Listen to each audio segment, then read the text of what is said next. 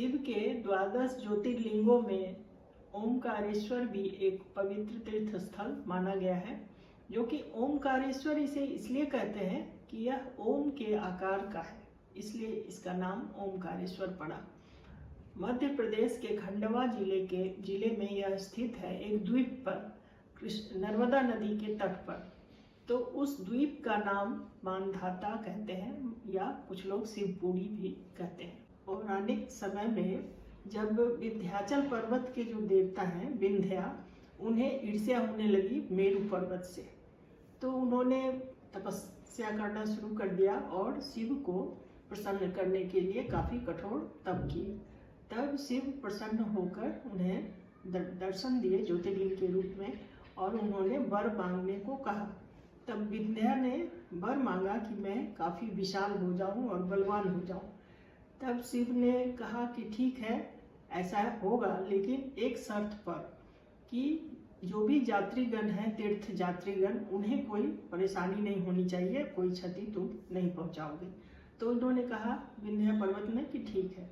तो इसी शर्त पर, लेकिन कुछ दिन तक तो कोई क्षति नहीं पहुंचाई विंध्या पर्वत ने, लेकिन जब समय के साथ वो विशाल और बलवान होता गया, तब लोगों को, ऋषि मुनियों को, सबको परेशानी होने लगी। तब सबने अगस्त्य मुनि को बुलाया और अपनी परेशानी बताई। तो अगस्त्य मुनि ने विंध्या से कहा कि जब तक वो अपनी पत्नी के साथ वापस ना आए तब तक आगे मत बढ़ना। तो ऐसा कहकर उन्होंने उसे रोक दिया। तो इस तरह स्थिति नियंत्रण में आई। और कहते हैं कि मानधाता, राजा मानधाता जो थे, उन्होंने भी शिव का बहुत कठोर तपस्या की थी और वो भी शिव के बहुत बड़े भक्त थे। तब शिव ने उन्हें भी दर्शन दिए और प्रकट हुए, उनकी भी मनोकामना उनकी भी पूर्ण किया।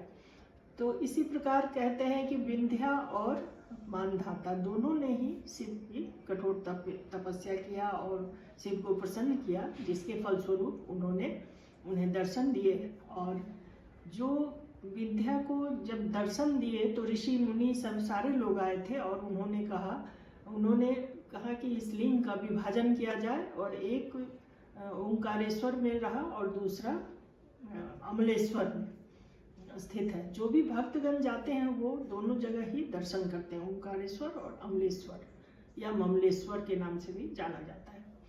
तो उसके अलावा एक ये भी कथा है पौराणिक कथा में कि देवता और दानवों में एक बार युद्ध हुआ। तो देव और दानव, दैत्य लोग जो थे, राक्षसगण, वो जीत गए और देवतागण हार गए। तो इससे उन्हें काफ़ी झटका लगा। तो उन्होंने शिव की बहुत आराधना की, बहुत प्रार्थना की शिव से। तब शिव प्रकट हुए और देवताओं को जिताया, दानवों को हराया, पराजित किया और इस प्रकार ज्योतिर्लिंग में के रूप में वहाँ पे स्थापित हो गए। तो ये भी एक कथा है।